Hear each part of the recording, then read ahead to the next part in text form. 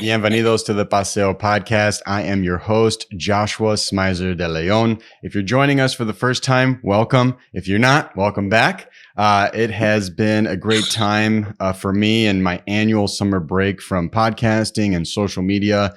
Honestly, y'all, it was great to unplug. I really think we all should work in that time to detox, but man, I chose quite an interesting time to detox and take a break because a lot of Puerto Rican and Puerto Rico news has happened since we started our break back in June, which brings us to today's topic, Hurricane Fiona and Puerto Rico. If you've been living under a rock, what you should know is people are losing their homes. Parts of the island are in shambles. The electrical grid continues to fail, et cetera, et cetera, et cetera. And I could, be on my soapbox here talking all day about what the issues are and how this could have been prevented. But I am not nearly as qualified to speak about this as today's guest, Jessie Fuentes. People that have stuck with us since the first episode know that Jessie is no stranger to the show. I actually wore my Humble Park hoodie for those watching us on YouTube because she's my Humble Park amiga. We go a ways back. She's held multiple titles, been involved in the Puerto Rican community, especially in the Humble Park community for many, many years. And today she holds two titles. She's the co-chair of the Puerto Rican Agenda here in Chicago, and she's also the director of policy and youth advocacy for the Puerto Rican Cultural Center here in Chicago. So without further ado, Jessie Fuentes, welcome back to the podcast. How are you? I'm well. Thank you for having me, Joshua. This is, one of my favorite podcasts, one of my favorite channels. Always interview with some of my favorite people. And so it's always a privilege to be here. Right on. Okay. Well, it's a privilege to have you. There's a lot of moving pieces when it comes to delivering aid to Puerto Rico in the wake of Hurricane Fiona. So, Jessie, just want to kind of do a little rapid fire conversation here to bring people up to speed. Let's start with Hurricane Fiona's impact on Puerto Rico. What should people know? Is this any different than Hurricane Maria and Hurricane Irma? Is it the same? Kind of give us that breakdown. What has been the storm's impact on the island? Absolutely. So first and foremost, there is a difference between Hurricane Fiona and Hurricane Maria. Hurricane Maria swept the entire island of Puerto Rico in one turn of the hurricane, right? And really devastating 100% of the island at a Category 5. Hurricane Fiona sits at a Category 1 storm, at a Category 1 hurricane, and really impacting the southwestern region of Puerto Rico in particular. What Hurricane Fiona has done is drop 30 inches in some municipalities, almost 50 inches of water in these municipalities, literally creating catastrophic floods. We're watching homes exist underwater right now. We have seen, and some of us can't remove the image of the bridge that was built after Hurricane Maria in Utuado being ripped from its infrastructure and taken away by a landslide, right?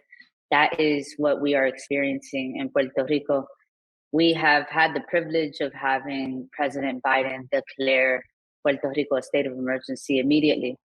And so, there were about 1,000 people that were saved from the National Guard that were stuck in between two rivers in a town that was flooding. But I think that the more serious conversation here is about the power grid in Puerto Rico, right?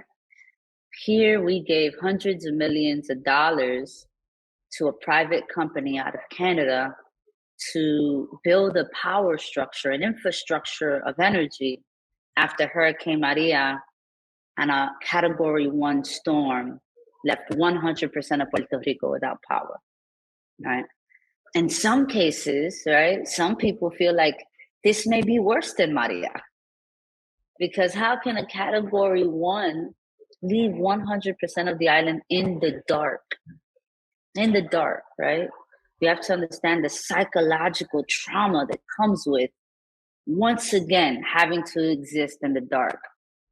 Very close to the anniversary of Hurricane Maria, right? So today's the 22nd. On the 20th, it was the 5th anniversary that Hurricane Maria had devastated the island. I think it's interesting to know, and we've talked about the electrical grid on the show before. We've talked about the privatization and Luma's influence. I think it's important for us to also acknowledge that in addition to a unreliable electrical grid, the price of electricity has gone up 7 times in a single year. It's like you're giving somebody a raise and they're crappy at their job.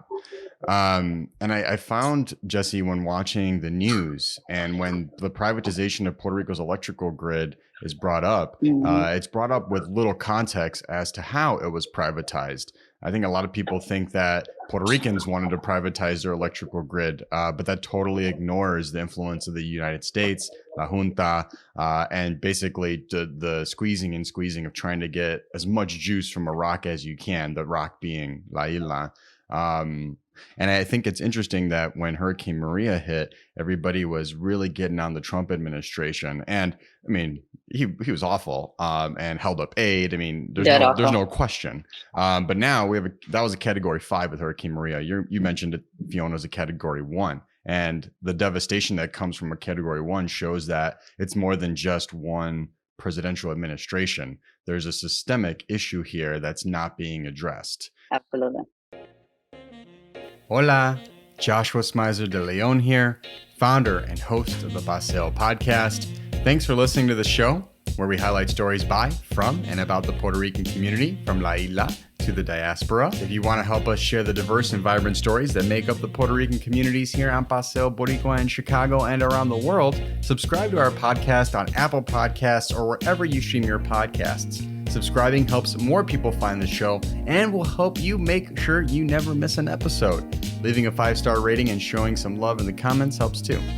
You can also give a donation by looking up the Paseo podcast on savechicagomedia.org. Okay, that's enough from me. Enjoy the show.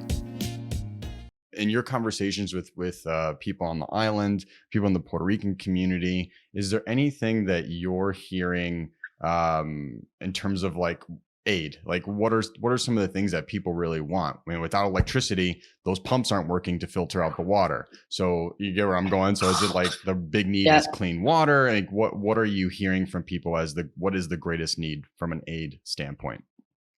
Yeah, I think that in Puerto Rico, right, again, not all of the island is flooded or impacted by mudslides and landslides. I think that there is an ability to go to other parts of the island and obtain clean water. I think we have to seriously consider, and we had a lot of lessons learned after Hurricane Maria. Shipping pallets of water, the logistics of that, right, is not something that can be turned overnight. And people in Puerto Rico need our help now, and so it's almost not worth the time, right, to think about how are we going to organize people to donate water, pallet them, package them, get a plane and an airline to commit to shipping them and then sending it to Puerto Rico, and figuring out the logistics on the receiving end. I think what people in Puerto Rico have articulated clearly is that they need monetary contributions at the local level, not funds dedicated to the central government. We should be sending money to local organizations on the ground that are doing the work, that have the experience on cleaning up debris, that have the experience on opening up centers in which we can obtain and get clean water for the residents of those municipalities. We can get, cook, and feed the individual municipalities, but we are also investing in the economy of Puerto Rico. One thing that we did early in Hurricane Maria was to purchase everything in the diaspora, and then send it to Puerto Rico. Unfortunately, every dollar we spent did not contribute to the economy of Puerto Rico. And so we are committed not only to ensuring that we can raise enough funds to be able to send, once again, micro grants to the most impacted municipalities after Hurricane Fiona, but to also ensure that it gets to the hands of the people who are doing the work, because they know what's best and they know what they need at the ground level. And we have to be able to respect the processes that they put in place as they are engaging in a process of relief, rescue, and recovery. And we should aid in the process that they design, not design it for them, right? That would be another colonial framework imposed on people. And, we want to be able to do away with colonial practices and truly affirm the experiences and the professionalism of the people on the island.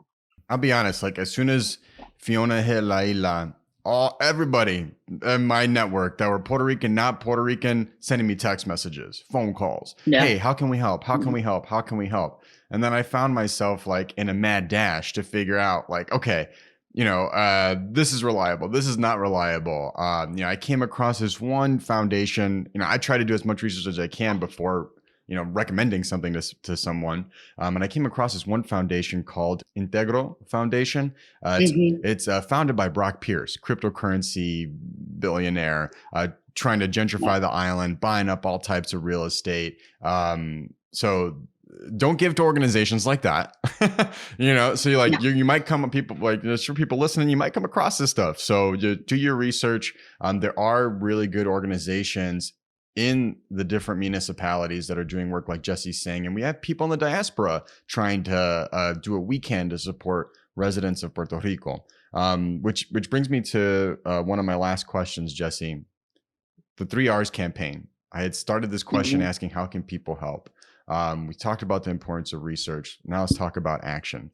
3 R's campaign. You all the Puerto Rican Agenda started this in response to Hurricane Maria, Hurricane Irma, the first organization in the diaspora to actually have a plane land on the island after the storm, which was a feat in and of itself, considering all the logistics and the chaos at that time. So the infrastructure is there. I saw you relaunched the 3 R's campaign. Tell us about it. Tell us how people can support. And if there's ways for people to get involved in the campaign, would love to hear that too. Absolutely. So the 3 R's campaign is Rescue, Relief, and Rebuild. And we launched that campaign knowing that after Hurricane Maria, there was going to be phases in which we were going to have Puerto Rico recover. And I do want to say this. Puerto Rico has not yet recovered from Hurricane Maria 5 years later. And that's a fact we have to grapple with. There are still thousands of families 5 years after Hurricane Maria that have blue tarps on their roofs, right? Do not have the infrastructure to sustain themselves in any storm 5 years after Maria. The 3 R's campaign was a campaign that was able to raise over $600,000 and give it in micro grants to 50 municipalities, 50 towns across the island of Puerto Rico. We also helped rebuild a school in Luisa and created a safety center in Comerillo.